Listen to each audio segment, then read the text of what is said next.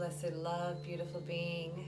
Welcome to Monday Message. I know I was MIA last week. I wasn't missing. I was taking a flex week and just not recording any content. I needed a break.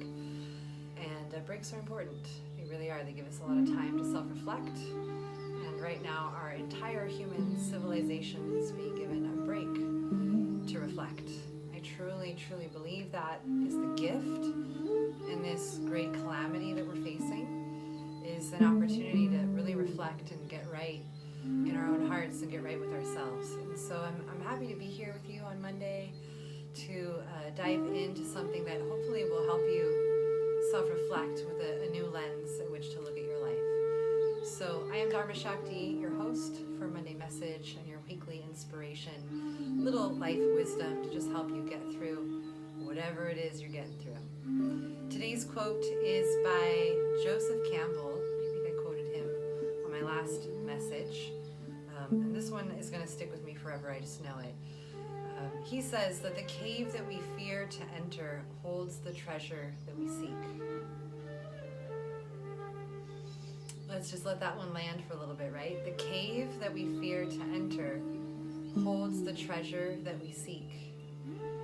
Have you ever had this great vision? You wanted to do this project or this thing, and then you do all this work, and you get right up to the cave, and it's time to go into the cave and actually do the thing, and then all of a sudden all this fear comes up, and you're like, I don't know if I can do it. I'm afraid. What if I fail? What if they all laugh at me? What if it doesn't turn out well?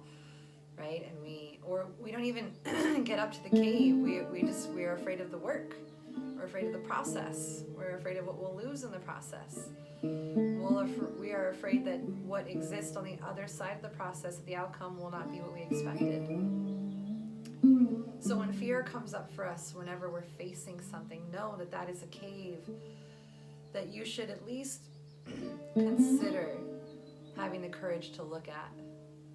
What is it that you're afraid of? Because in that face of fear, in that facing the fear, the treasure that you seek is there.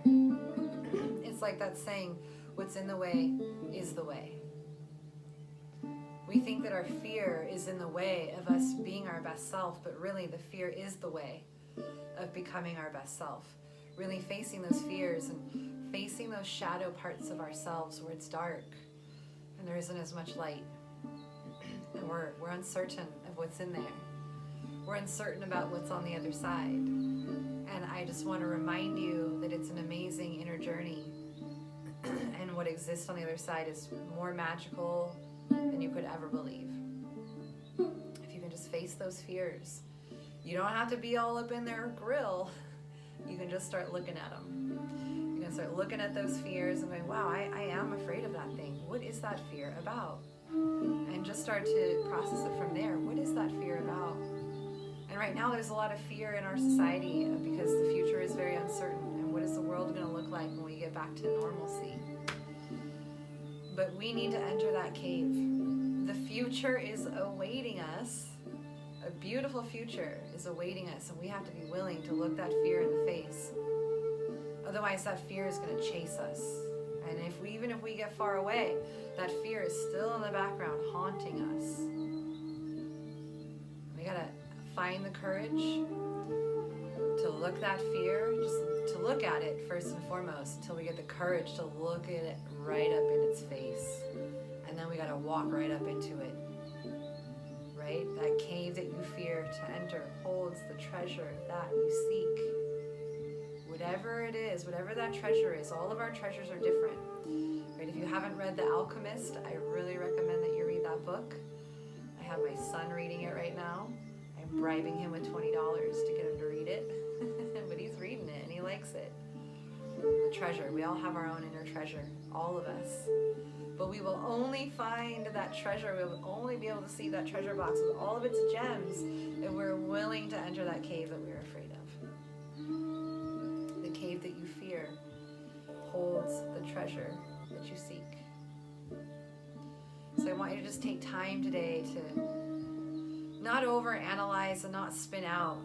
Don't do that. Don't get all, as I like to say when I do that, neurotic. It's like I can feel my neuroses having an inner dialogue about it. Now, I don't want you to do it from that part. Step back behind that analytical mind And just see if you can place that fear right in the altar of the heart. Just like tuck it away there, let it sit there. Even though it may be uncomfortable and it may not feel good, see if you can be okay with it sitting there. And just embrace it like you would a little child or a little puppy or a little kitten. Just embrace it and hold it and ask it, what do you need? Fear, what do you need? That part of me, that inner part of me that's afraid, what do you need? What is it that you need right now? What can I give you? And just hold it.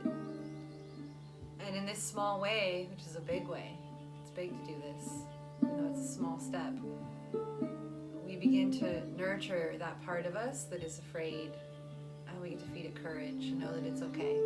And from this place, we can start to really look at that fear, look at those patterns, those cycles that we're trying to break, those parts of ourselves that we're trying to not be anymore. And I commend you and I salute you for being on the journey. And I remind you that you are not mid-struggle, but that you are mid-conquer. Don't forget. So find the courage to have the courage, and at least peek around the corner and look at that cave and go, what is that darkness in there? You can always hide back around the other corner and then peek out every now and then. It's okay to do that. Whatever your process looks like, just start your process and start, working up the strength, that inner strength of spirit that says, I'm going to enter those caves of my life that I'm afraid of. One at a time. You don't have to do them all at one time. And you can start with small steps. It doesn't have to be a big fear. You don't have to go all big on me now. I don't recommend it. Baby steps. All right, friends and family, please take some time to journal tonight about this and really contemplate it.